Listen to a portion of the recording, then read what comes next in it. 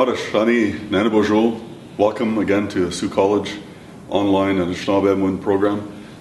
Today we're looking at lesson number 9, and for the first part we're going to talk about these here, question markers. In the Anishinaabe language, you can almost always identify a question if you find this little word standing somewhere in the sentence on its own. Well, the question mark at the end of the sentence will also help, but in the absence of the question mark, when you hear the language being spoken, you'll often hear na. Okay, na. I'll give you a couple of examples. There is no location that this would be found. It happens throughout different parts of the word or different parts of the sentence. For example, wenesh na maba. Wenesh na maba, or we zokpo na. We zokpo na.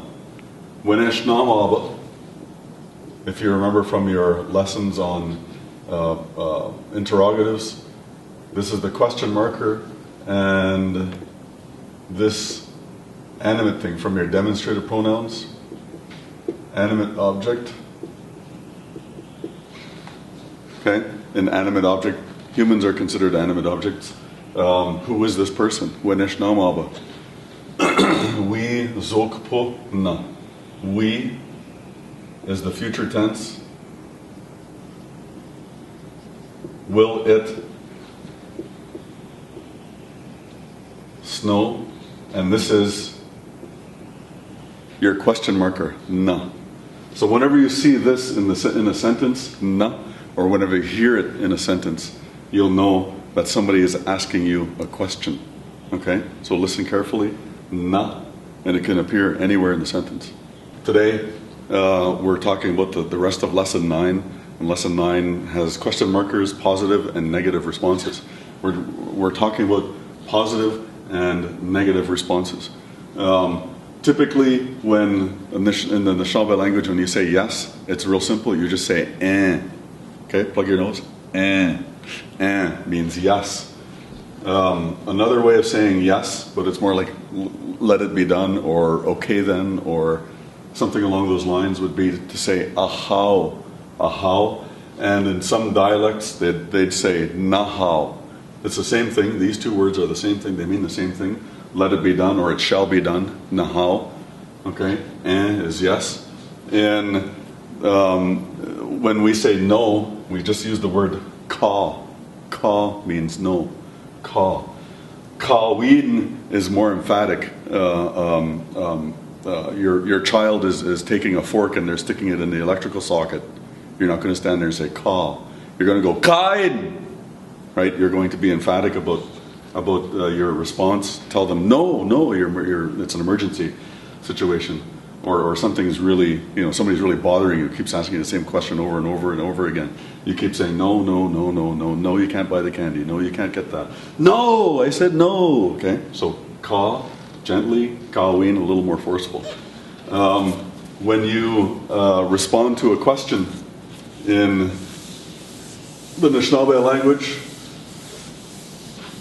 I'll give you a question from the earlier part of lesson 9. The question,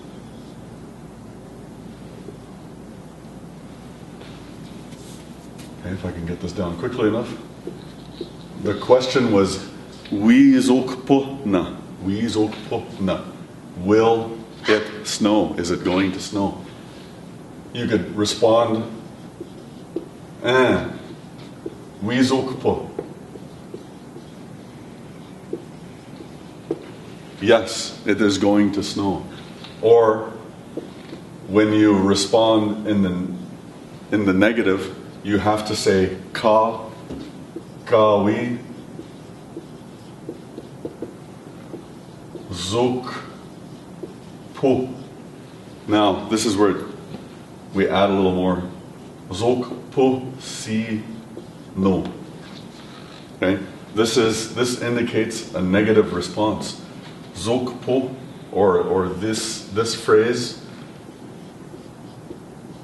is for animate objects.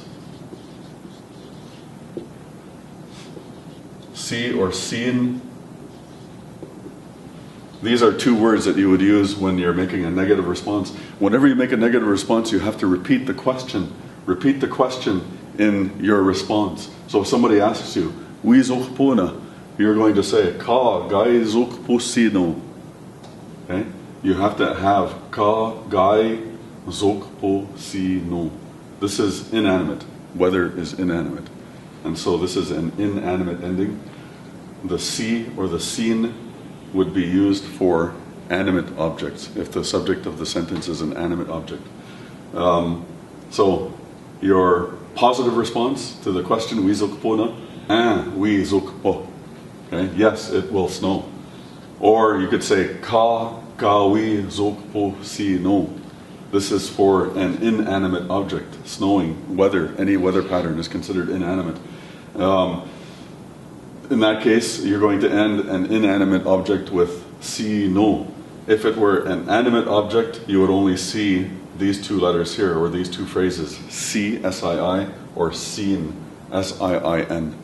And this is how you're going to end a question with a negative response if the subject or the object of the question is an animate object.